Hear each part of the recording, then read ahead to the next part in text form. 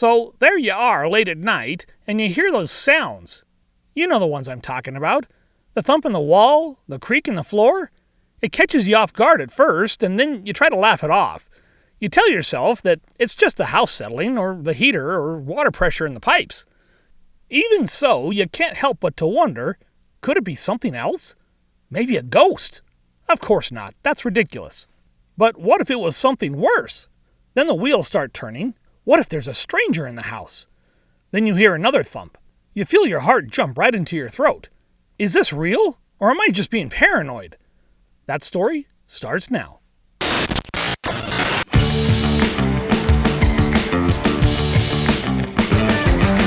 Outland Radio. So, you may already be familiar with the term squatting. Squatting is when someone moves into a vacant house or apartment, usually some kind of rental or empty home that's been on the market for a while. The squatters are people who are looking for an empty place to stay for free. They probably just figure, hey, if you're not using it, we will. And they just move right in. It's obviously illegal, but one could argue that, harmless or not, their actions are just those of desperate people looking for a place to stay for a while. There's another term that's been thrown around recently that's similar to squatting, called phrogging. That's phrogging spelled with a PH. Phrogging, like squatting, is when a stranger decides to live in your home without your permission. But there's one big difference. In phrogging, the home's not empty. You're still living there. And you don't know there's a stranger living in your home with you. What? Are you serious? Pretty creepy, right? I mean, I don't know how it gets any creepier than that.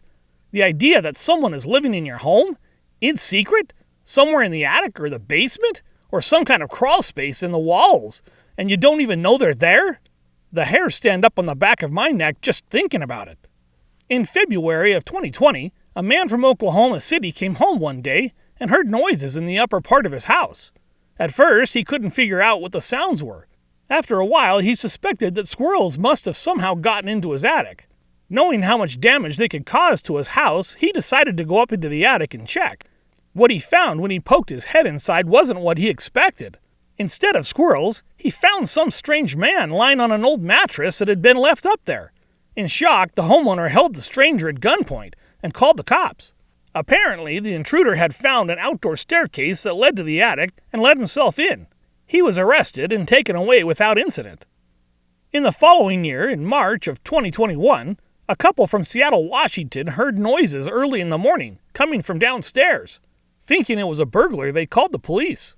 When they arrived, they searched the house and found a homeless man who had been living in their basement for 2 days. Apparently, he had let himself in through an unlocked side door. He had brought his own things with him and set up camp and just made himself right at home down there. At night, he would sneak up to the kitchen while the homeowners slept and raided the refrigerator and pantry for food. When questioned by police, he admitted to having just gotten out of jail in Texas for assault and criminal trespass.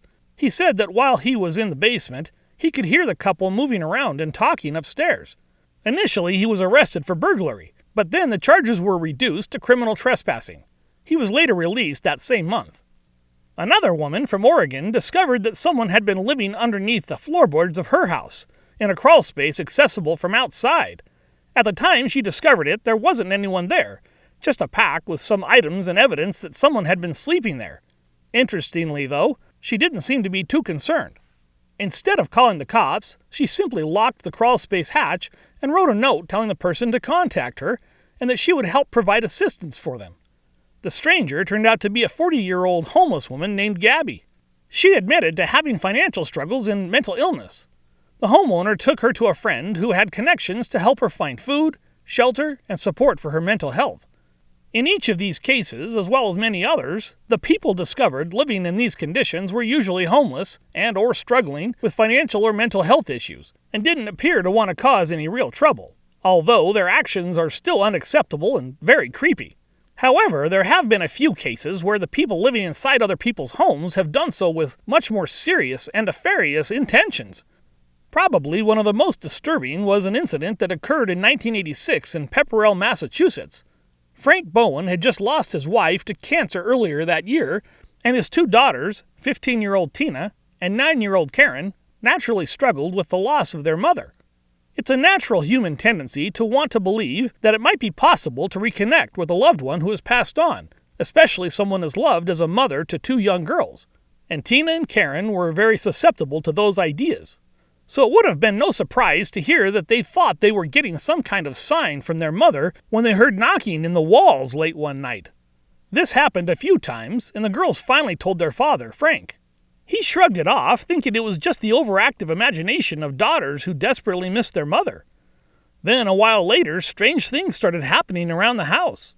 At first, the girls noticed little things, like bottles of alcohol that had been full, suddenly being found empty. Things would go missing or suddenly be moved out of place. Then the writing began. Writing on walls in ketchup that invited the girls to, quote, "come and find me." Tina and Karen no longer believed that the things they were seeing were being caused by their mother. They didn't know what was happening, but they were scared and told their father. Initially, Frank didn't believe them and thought that his girls were being delusional and even became irritated with them. He suspected that this was some kind of cry for attention and that they were either making things up or just doing these things themselves. One night, the family left the home to attend an activity.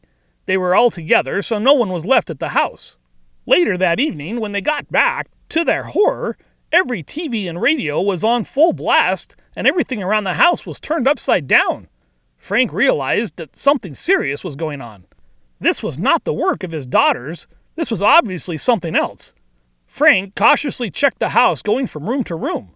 Finally, he entered one of the rooms and found a man standing there with his face painted. He had spiked hair and he was holding a hatchet in one hand and a wrench in the other. The man threatened the family and forced them into a bedroom. They quietly complied, not wanting to aggravate the stranger. However, Frank thought quickly and shut the door and wedged it so that the man couldn't get in.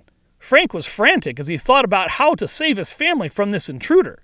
Tina made her way to the window and jumped out. Her father begged her to stop, fearful for her life, but she managed to get away from the house safely and called the police. When the police arrived, they couldn't find the man. It was as if he'd just disappeared, like a ghost. Even the police dog couldn't pick up a proper scent. Searching the house, they found all kinds of messages written everywhere. Finally, one of the police officers went downstairs into the basement and noticed a gap behind a wall and a small hatch. They pulled it open and found a man hiding behind the wall. The man's name was Danny LaPlante. Ironically, Danny was only 17 years old, and Tina had known him because she had gone on a blind date with him a month or so before the incident. Tina had ended the date with him early because she felt uncomfortable with him. Obviously, she had good instincts. Danny had been obsessed with Tina and learned about her mother and used it to terrorize her and her sister. Apparently, Danny had burrowed into the walls of the house. He could travel freely from room to room without anyone knowing. He had also punched tiny holes into the walls throughout the house where he could spy on Tina and the rest of the family wherever they went. Danny was arrested and sent to a juvenile detention center. About 10 months later, Danny was released. He then went into another home and committed a triple homicide that landed him a life sentence in prison. There's little doubt that Frank's quick thinking to wedge the bedroom door closed to protect his family and Tina's quick escape to call the police likely saved their lives. As much as we don't like to think about it, there are strange people in this world who do strange things, and it's probably in our best interest to be prepared and to have the mindset to protect ourselves in those moments, especially when we least expect it. So the next time you hear that bump in the night and you think, maybe it's just the water heater or the pipes or just the house settling on its foundation, you might want to get up and double check things just to make sure. Most likely it's nothing and you're probably just fine, but it's always good to remember, just because you think you're being paranoid doesn't mean they're not out to get you.